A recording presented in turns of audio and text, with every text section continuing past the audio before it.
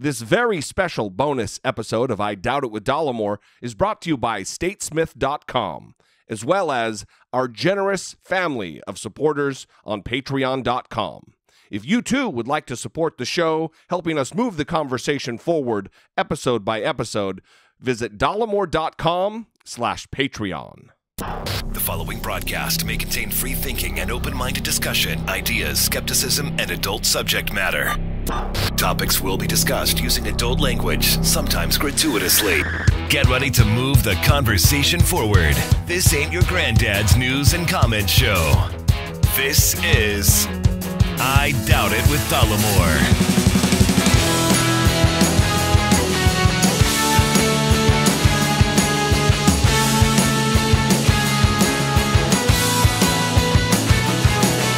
All right, welcome to the show and thank you for joining us this very special local bonus episode of I Doubt It with Dollemore. I am your host, as always, Jesse Dollemore, and seated around an oval table, the Brain Trust, I am joined by my lovely and talented scholarly co-host, as always, Brittany Page.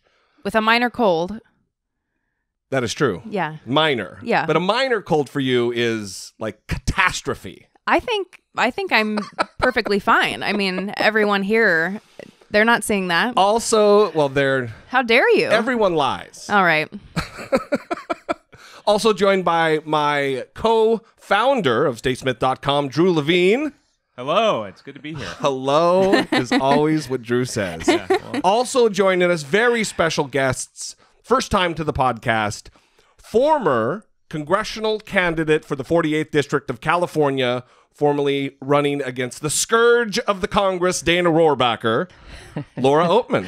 Hi, I'm so happy to be here. Thanks for having me. We are thrilled to have you here. And guest of honor, second time on the show. Returning. We only have a few second-time guests. Yes. I'm hoping to host it someday. Uh-oh. Get out. Harley Rouda. Glad to be here. Thank you, Jesse. We wanted to have you both back in because the race is really heating up. Yeah. And there has been... we get a lot of questions. We are a national and international news type of show, but we've had a lot of questions recently because of the I don't want to say controversy or consternation, but let's say controversy surrounding our particular race here in the 48th District of California.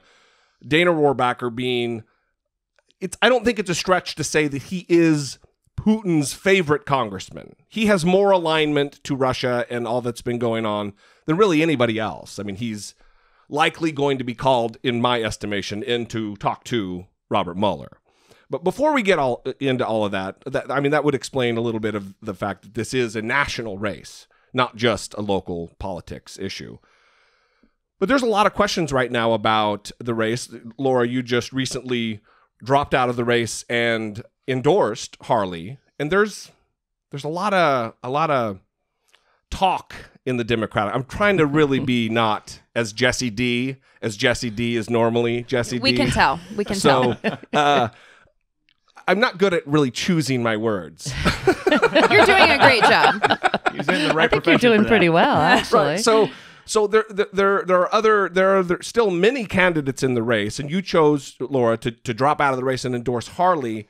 I want to talk about that, but I also want to talk about the weird state endorsement, the state party endorsing candidates in primary when there is, I mean, how many are left still running? How many Democratic opponents do you have, Harley? We have 6 additional opponents. And California has a weird primary system where it's top 2. Right. So there are multiple Republicans running in this race right now. And if the 2 top Republicans get the preponderance of the vote, we'll have 2 Republicans running against each other in the general election and no Democrats. That's a problem. That's a possibility. That would ensure almost a re-election of Dana Rohrabacher. So before I run off the rails here and get real deep in the weeds in my own head, what happened at the convention relative to that endorsement system? He's looking at you, Harley. I think it was an interesting process in the sense that what most people don't realize is that the California Democratic Party has an endorsement process for all candidates across the state. In the case of the 48th District for Congress against Dana Rohrabacher, there were 39 delegates that voted on who they wanted to endorse on behalf of 130,000 registered Democrats. Of those 39 delegates, if somebody could get 24, that's it, only 24 people to say, yes, this is our person, that they would get the endorsement at the expense of the other candidates as well as the other 130,000 registered Democrats. And that's what happened here. We had a situation where one of the candidates worked that delegate process. He also worked the delegate process by having people on his campaign, including paid staffers that were delegates. And for those delegates who could not make it, their proxies were given out to somebody else. Guess who gave out the proxies? And wow. Yeah. So when you see what transpired, you can understand why it was a difficult situation for the other candidates. And I'd add, to me, the most amazing thing is that each candidate had the opportunity prior to the vote being taken to stand up and speak for approximately 2 minutes. Every single candidate, with the exception of Hans Kierstead, who was hoping to get the endorsement, stood up unified together, shoulder to shoulder, asking these delegates not to make an endorsement, to do what's called a no endorsement, recognizing that the people should have the decision here, not 24 delegates. And nevertheless, it went forward. And the last thing I'll share with this for part of our frustration in our campaign, at that time, we were the leading campaign in every major metric, from money raised to cash on hand to number of endorsements to number of volunteers. And many of these delegates not only wouldn't return my call, they wouldn't even meet with me. And prior to convention or afterward? Prior to the convention. Wow. And here they've taken a pledge to do just that. So it was frustrating, to say the least. Yeah, I was going to say too, oftentimes you'll hear, well, Hans worked his delegates, much better than the rest of us. Well, I was one of those candidates as well. You had to purchase this list of delegates. It didn't include cell phone numbers, it included phone numbers, but not email addresses.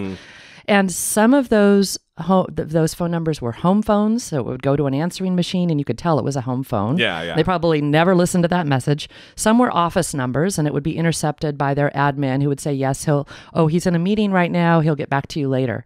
So of that list of 40, I would say there were at least 10 of them that I never had the opportunity to speak with personally. Wow. And of course, you don't really have a picture. Some of them I could find on Facebook, so I could kind of figure out who they were and what they looked like. But some are not on Facebook. So I had no idea who these people were.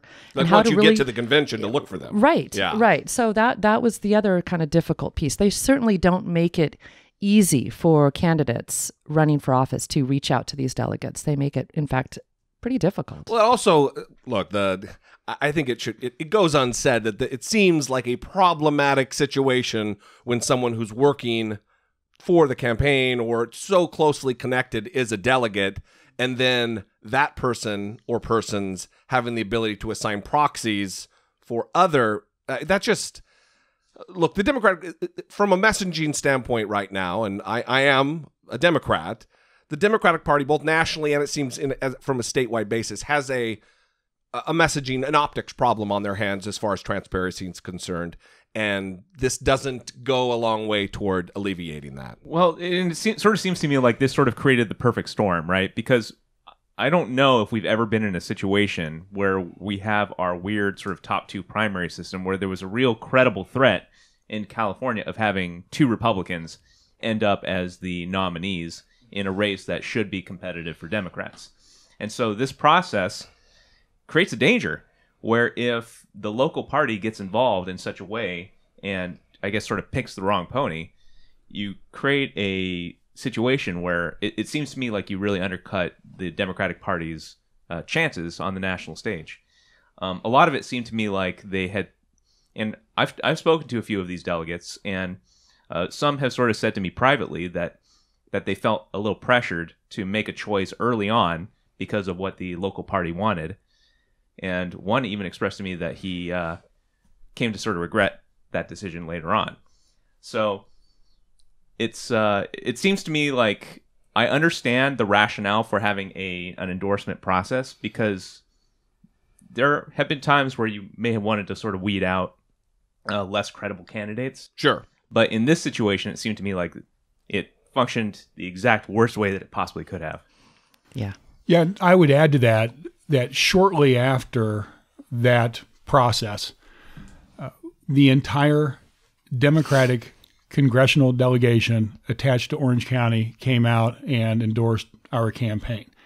And I don't think there could be a clearer message from the members of Congress who they want to serve in Washington, D.C. with them and who they don't want to serve in Washington, D.C. with them. Yeah. So clearly they did not put much stock in the endorsement of the 24 individuals. Well, in a lot of ways, that is an important distinction to make, too, because I don't know what, again, I'm going to try to be less Jesse D than Jesse D is usually being, but some of the other candidates in this race, it appears to me, or seems to me, don't understand what your role is when you get to Congress as a freshman congressman. You're a big deal because you're a congressman, but for the first year you're there, the cops are going to, can I see your ID? Can you prove? They don't know who you are. And the same goes for you're working hand in hand with the members of the delegation for your state. So you're not running up there rooting and tooting and calling the shots. You have to be a team player with both the party, but also the other delegates to the local districts. And the rootin' tootin' people like Ted Cruz end up being very unpopular. That's exactly right. That's exactly right. So I don't want to dwell on it, but I just wanted to talk about that a little bit because we get asked questions a lot about it. We see a lot of action on the Indivisible 48 Facebook page. And I wanted to talk to you guys about it. So yeah, it's good to talk about it, but from our perspective, it's onward and upward. Absolutely. And we are going to march to victory for both the June 5th primary and the general in November. I am thrilled to hear you say that we can't continue to look in the past and whine and snivel about whatever may have happened, or we have to look at the future. This race is too important. Right. To let it fall back into Dana Rohrabacher's hands. Yeah. Right. I'm getting a little, I'm getting rootin' tootin'. One thing forward looking is what distinguishes us from the opposition. I mean, this is what the Democratic Party is about. And so I'm also very glad to hear you say that. And I think that that's the only way to handle a situation like this.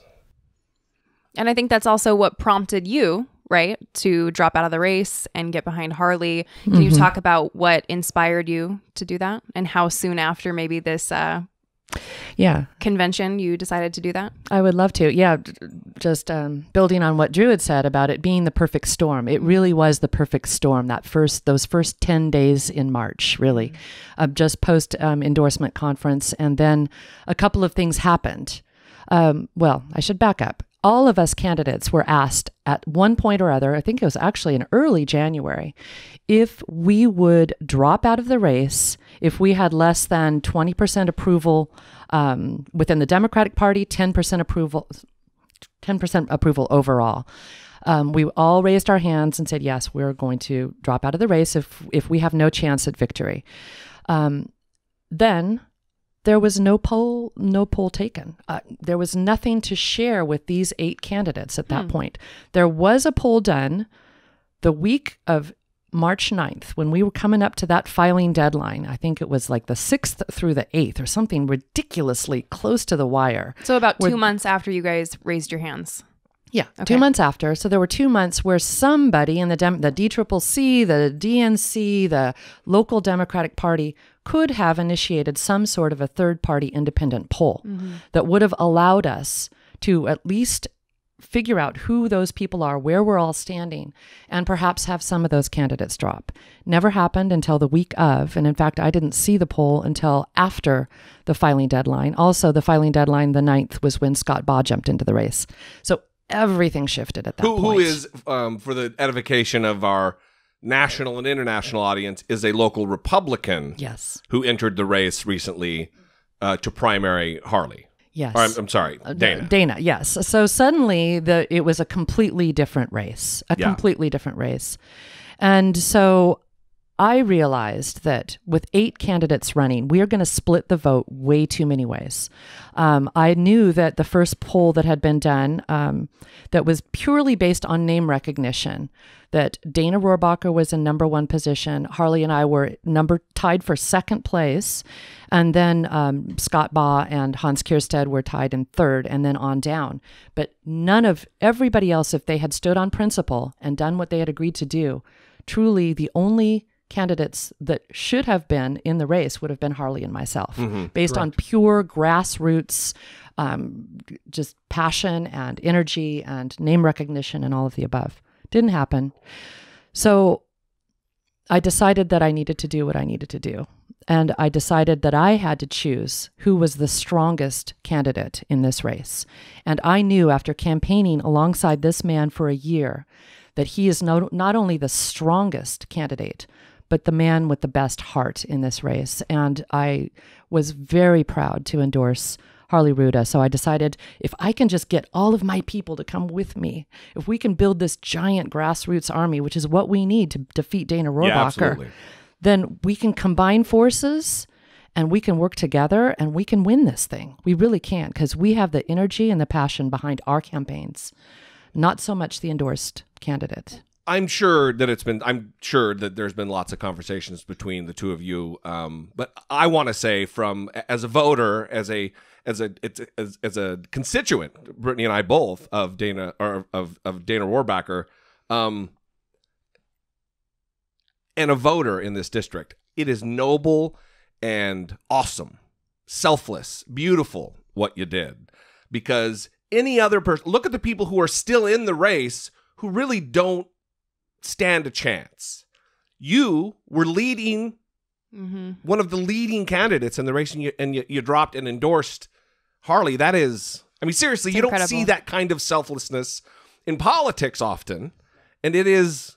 So I always say I'm not a very good politician. It needs to be celebrated. It needs to be. So thank you. Thank you. It's awesome. Thank you. And most people don't recognize how much work you do and how much work you've done to get to this point. Like how many, shameless hours you had to spend on the phone asking people for donations, which is, I know that's not a fun thing to do. Yeah. Also, there's a lot of ugly babies to kiss. There's no such thing as an ugly baby. So having done all that work and having expended this much energy to get you to this point, and then making this decision for the greater good and for the party and for decency and for the future, thank you so much for being you. You're welcome. Thank you. And if I could say this too, because when we got together to talk about this, everyone needs to recognize Laura and I got into this race about the same time, and it was well over a year ago, or approximately a year ago. And when we got into this race, this is shortly after Dana had won again, won by a significant margin. We did not do polling. We did not see if we could win. Both of us, for our respective reasons, got into this race because we believed it was the right thing to do for the greater good. And I know firsthand what Laura has gone through for the last year. And any candidate that you work for a year, you put your heart and soul into this, you are doing this obviously for free, you're doing this for the greater good. And you have a lot of people who are relying on you, who are behind you, who are giving their support for what you are trying to accomplish. And to make that decision to step out is an incredibly difficult decision, I can only imagine, for what Laura went through. And when we got together, candidly, we both shed a tear. And because I know the amount of hard work she has put in, I know how she has really energized so many other people in this race to be involved and get out there and make sure they vote. So her hard work is going to pay huge dividends for the Democratic Party going forward. And equally important, she's committed to even doing more hard work. And every day I have lots of emails from Laura telling me all the great things she's working on. And we are thrilled to have her and her volunteer base. And I mean that with sincerity, but it's good to have another set of hands on deck. Well, listen, if there's another office that you end up running for, I'll tell you right now, preemptively, you've got my support because I know your heart is in the right place. And I worked on Capitol Hill for the United States Senate for years. I've worked on campaigns, and it's just rare. It's not a common thing, not even in politics, just in humanity, to be as it's selfless. It is selfless. There's loyalty and honor and dignity and awesomeness. Okay. I'm shocked by it. It's beautiful. Well, I guess, I watched the movie Gladiator one too many times with my boys. Are you not entertained? No, right? And remember the scene when, basically the gladiators, and I was also very moved by our whole sort of unity at the convention of all the other candidates standing together. And that idea of unity is really what I'm all about, period. That's just who I am in the core of my being. And instead of the 8 of us standing in a circle, shooting at each other and hacking at each other, like in the movie Gladiator, right? They stood in a circle back to back and they locked arms facing outward at the danger rather than in at each other. And that's what we need to do. I wish I could get the rest of those folks, the rest of our esteemed candidates, to join us in this fight, because this is way bigger than any one of us. We need to lock arms in a circle, facing out, not facing at each other, but facing outwards, and fight for this seat for all we're worth, because our lives depend on it. Yeah. Seriously. Well, let's talk about that a little bit. There are very real issues facing our nation. This is a national office. I mean, you're representing the 300 to 500,000 people in the 48th district. But there are, right now more than ever, we are facing issues that are some existential and some that we are on the precipice of maybe making some difference on. Let's talk about guns for one. Right now, with the unbelievable massacre of 17 kids and educators in Stoneman Douglas High School, I think we're finally at a place where these kids have stood up and people are listening. And, and I think that we are in a position to actually do something. Not with someone like Dana Rohrabacher. He's going to stand by and allow this to continue to happen, take money from the NRA, and we need someone, and I believe you are that person, Harley, to go in there and join the other members of the Democratic Party and reasonable Republicans who are willing to put forth sensible gun legislation into place to stop this senseless violence and the killing of innocent children. I mean, this isn't like gang violence. This is mass murder that there is a solution to. Where are you with guns? I often think of Justice Scalia, that really wild liberal justice we used to have. God rest in peace. But he had a brilliant mind. But one of the things Justice Scalia said that all of us should remember in a very important case, he talked about how the rights under the Constitution and the Bill of Rights and so on are limited rights. They're not absolute rights. So while you have a right to bear arms under the Second Amendment, it is not an absolute right to carry any gun anywhere, anytime. Mm-hmm. So common sense gun legislation to prevent gun violence makes sense. Only in the United States would you have a situation that since 1968, there have been more deaths by gun violence in the country than all deaths on battlefields back to the Revolutionary War. Yeah. Could you imagine if there was anything remotely like this in any other area, whether it was manufacturing of cars or something to do with children, that we wouldn't have addressed this by now? So we need to address it. And how do we address it? It's really putting forth common sense legislation to reduce the possibility of gun violence.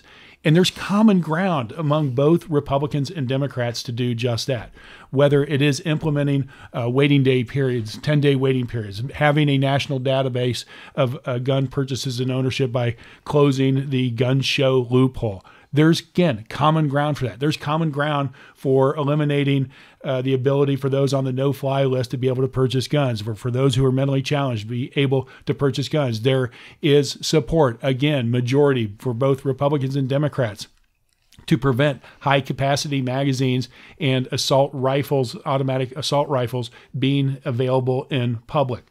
So let's find where the common ground is, and let's pass common sense legislation that we can all agree on.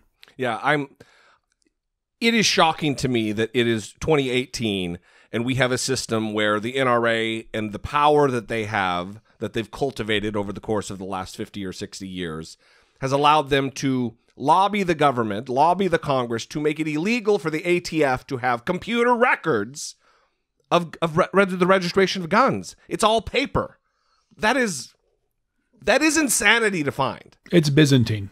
It's 2018. When am I going to be able to not say, hey, it's 2018 anymore? And people need to realize the NRA was more of a membership of sportsmen and women back until I think it was the late 70s or early 80s when a coup d'etat took place within the NRA that really moved it to this radical positioning. Sure.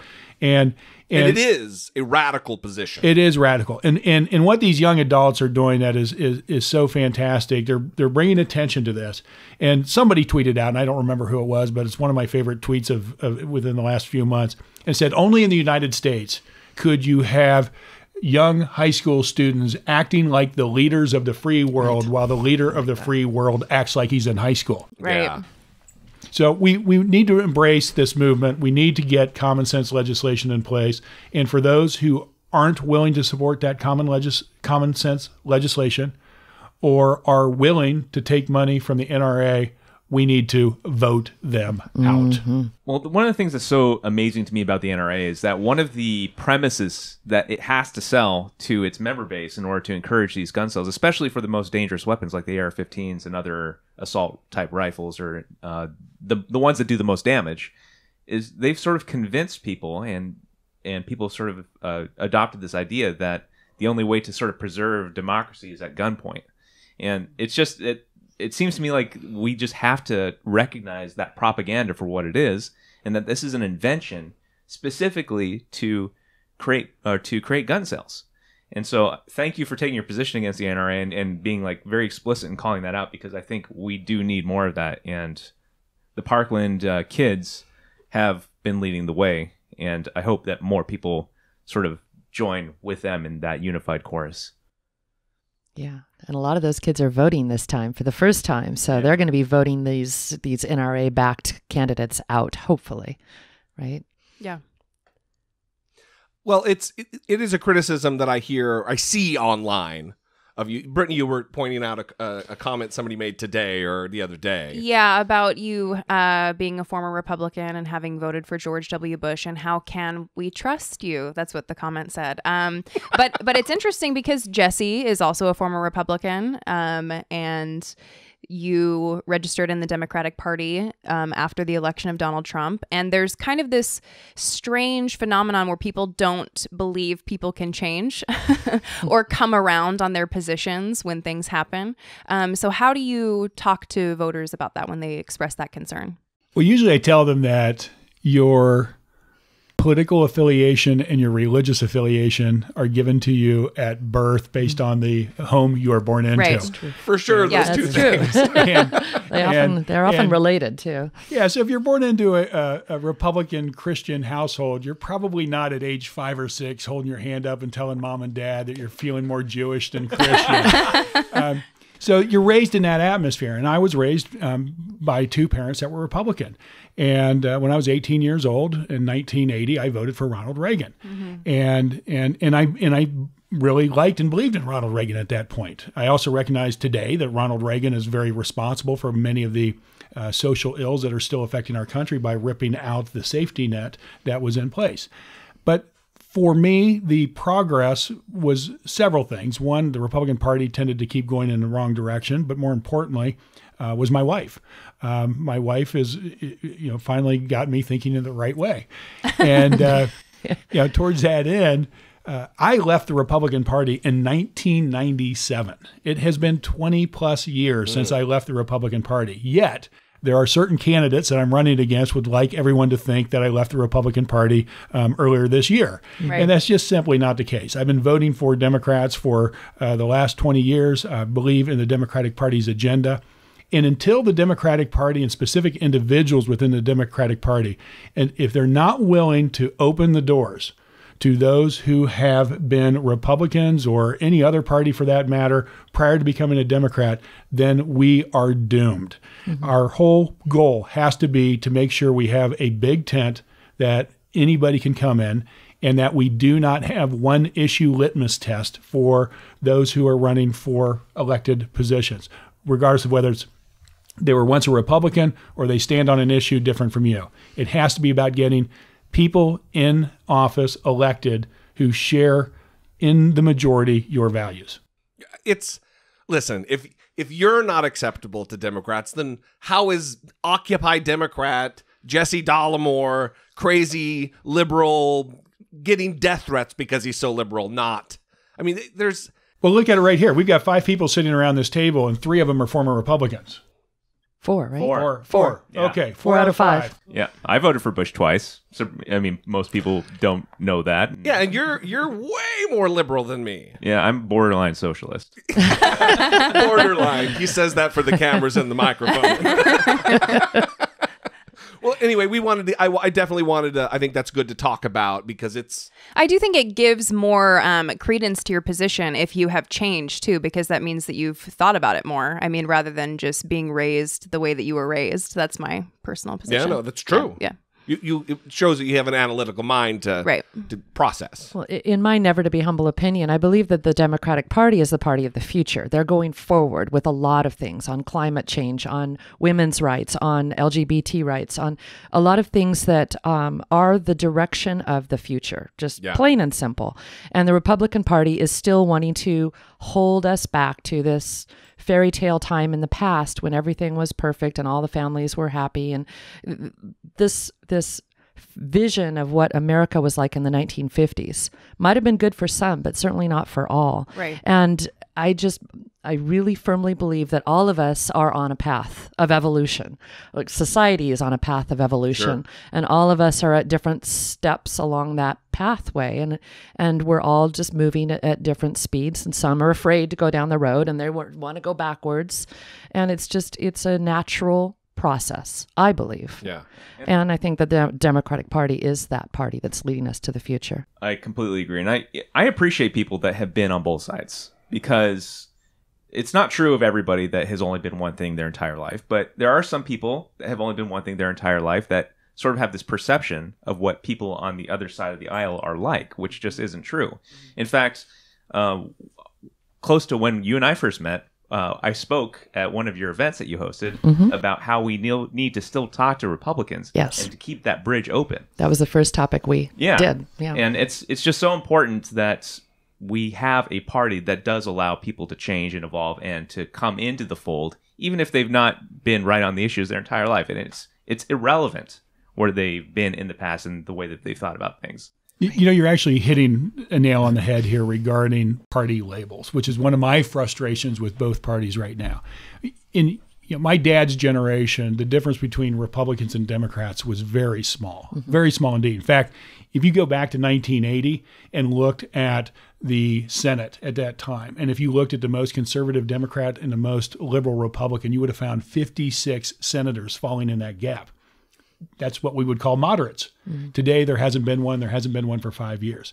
That same time frame, they voted with their party approximately 60% of the time. Today, it's 95% of the time.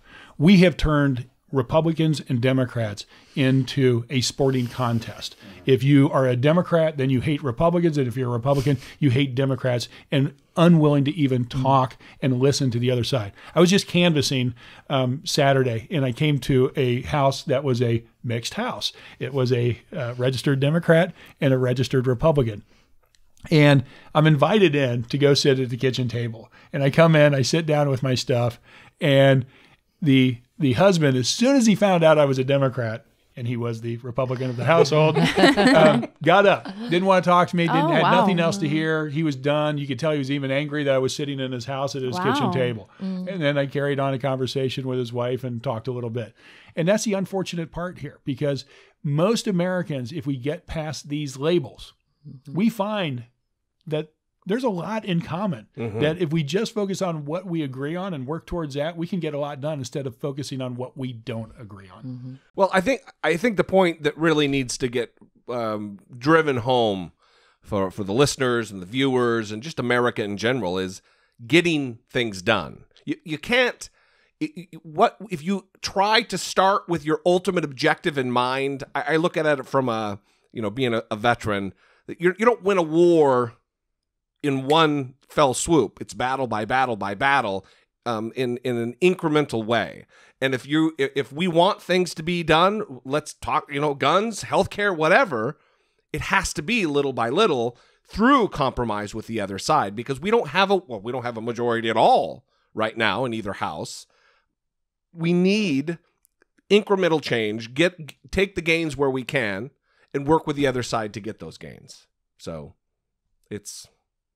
the system is not being helped by Donald Trump and the polarization that he seems to thrive on and foster on a daily basis. Every day via Twitter. It's a big issue. It's party first, country second mentality. And I just don't think in the when the Constitution was passed that the people in office were spending most of their time figuring out how to get elected 2 years later, 6 years later, whatever the case may be, how to keep their party in power. And the dark money from Citizens United, which is another discussion point, certainly has impacted negatively how elections are held here in the U.S. Let's talk about that a little bit. You are one of the candidates that I admire out there who have taken a pledge to, you're not taking money from the NRA. There are several corporate money, oil money. You're not going to take part in that. Correct. I'm taking no corporate money. That's phenomenal. I mean, it is a detriment to a campaign because raising money is unfortunately the way it works. And it's again, noble. I'm Mr. Praise Guy today, apparently. Very abusive here in the studios. But that's great. I mean, it's going to be a bummer as far as raising money is concerned. But it is the right thing to do. It's the noble thing to do. So well, and we need campaign finance reform. And the Citizens United decision, which basically said corporations are people too, simply was a horrible decision. And when that decision was made in 2010, there was what we call soft money, dark money, whatever you want to call it, of approximately $150 million that came into the election system in 2010. Those justices who supported that decision said that they did not think that decision would have much impact on dark money coming in. 2016, it was $1.6 billion. Yeah. So it's had a huge impact. And unfortunately, if we don't get our arms around it, it's going to continue to unduly influence elections at the expense of the average voter. Well, and I just think of the argument behind Citizens United, the idea that corporations should be able to donate unlimited amounts of money to political campaigns. I don't think James Madison, when he was drafting the Constitution, was thinking, how can I write something into the Constitution that's going to allow large corporations of people to collectively pool their resources and to shut out all other speech by large donations? And it's just absurd that we got here. Yeah, well, corporations are people too, Drew. I don't know. You need to back it down there, guy. Yeah. And it's ridiculous. money is free speech, right? Money equals speech, and corporations equal people. That was not the original intention. I mean, as a lawyer, and Harley, because you're a lawyer too, but there's this legal fiction about corporations being people that is useful for some context, for like contracts and for holding people accountable in court, but it was never intended to protect, to give corporations constitutional free speech rights. It's crazy. Well, do they also have constitutional right to bear arms? I mean, it's individual rights are for individuals. Right. Well, have you guys ever been to a corporation's birthday? Have you ever been on a date with a corporation? Have you ever held hands with a corporation? I'd like to attend a few corporations' funerals. So, like Jesse said, I am always trolling Facebook comments to, just kind of get the lay of the land, see how the people are feeling.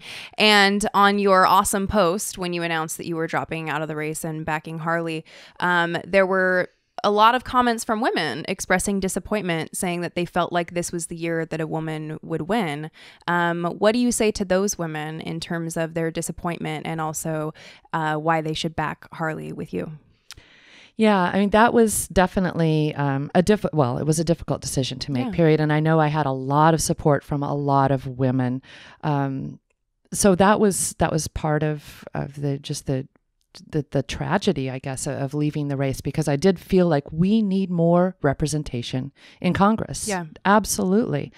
But what is happening here in District 48 is far bigger than identity politics, than being a woman, than being a millennial, than being a progressive, or being a centrist, or being a person of color, or being... The thing about the Democratic Party is, which is a beautiful thing, is we are this tapestry of people, and everybody has their own issues and their own rights that they're fighting for. And as long as we are all standing in our own separate corners saying, I'm fighting for the women's rights, well, I'm fighting for immigrants' rights, well, I'm fighting for millennials' rights, we're never going to get together and be a strong enough force to knock those Republicans out who just basically stand under the banner of one thing, a lot of money and power. So we need to unite. So what I've decided to do is the money that I have remaining in my campaign funds, which isn't a lot, but it's a little bit of money there. I am going to take all of my remaining funds and distribute it out to a lot of the local women that are running, because the problem is not that I was a woman running for office. The problem is that I was running as a woman to federal level, and we don't have a bench here in the Democratic Party in Orange County, and I think we need to build that up. And I would like to build that up with a lot of strong women at local levels. It's state assembly, state senate, city council. Build up those young women. So I'm going to be distributing all of my campaign funds out to maxing out. Now I'll probably get a lot of emails and phone calls now from all the women running. Wait a minute, where's my money? You're going to be on the other side of that phone call, I shouldn't have said right? that, right? Oops. No, but I intend to distribute all my money out to the young women, or that's amazing, or women, or whatever women, women running for office, because I do feel very strongly that we need more representation. So that's beautiful. Yeah. What? Go ahead. I wanted to know too, given your experience, what advice would you give to women across the country that may be thinking about entering a race in their home district? I would say go for it. Start now. Start at whatever level you think you can start at. Maybe start at, and I was told this too, and I bridled at it because I just thought, I don't want to start small. I'm fighting climate change, so I'm fighting at the federal level. Yeah. But I think if I had to do it over again, I would have taken a step back and a deep breath and said, okay, maybe I should work my way up. Maybe I should allow people to get to know me. Maybe I should, run for Newport Beach City Council, or the school district, or the water board, or some other local offices, and certainly get involved in your community. Whatever your passion is, whether it's the environment or women's rights or whatever your issue is, whatever it is that keeps you up at night, get deeply involved and invest a lot of your time and treasure into that particular issue. And just do the work. Yeah. You don't have to be a politician or an elected official to do the work. We can all do this. Yeah. So, yeah. Citizen government. Yeah, absolutely. Noble endeavor. Well, I think this has been wonderful. Let's end it with me maybe not giving gushing, more praise. Not gushing as much as I have been, a little over the top. Are you sure you don't want to jump in and run for Congress too here, District 48? Yeah, there's not enough candidates in the running. Someone on Instagram, I think it was the Black Market Bakery. Yeah, they asked me like, "Well, when are you running for Congress?" And I actually plugged you. I said, "Oh no, that's not in the cards for me, but I'm supporting." And I put your little Instagram, Harley Rouda. But you could run for office at some point. Yeah, well, I was sort of trying to get him to run for state assembly against Matt Harper this last time around, but maybe sometime. I like the F word way too much to be running for office. Yeah, that's true. So let's end it there. I want to thank you guys both for coming in today. Laura, again, seriously, it is fantastic to see this kind of selflessness, and we appreciate you coming in. It's so wonderful to meet you. Harley, again, you've got my undying support in this race, and anything I can do to help you, I'm here to do it. So, well, thank you, Jesse, Brittany, and Drew, and to everyone listening out there.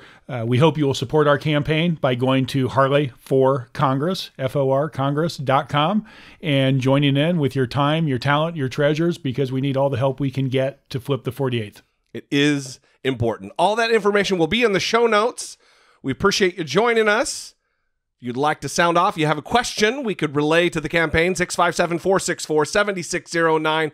Of course, you can always email a voice memo from your smartphone to idoubt@dollemore.com. We love you, we appreciate you, and we will see you next time. For Brittany Page, Drew Levine, hello, Laura Oatman, and Harley Rouda, I am Jesse Dollemore, and this has been I Doubt It.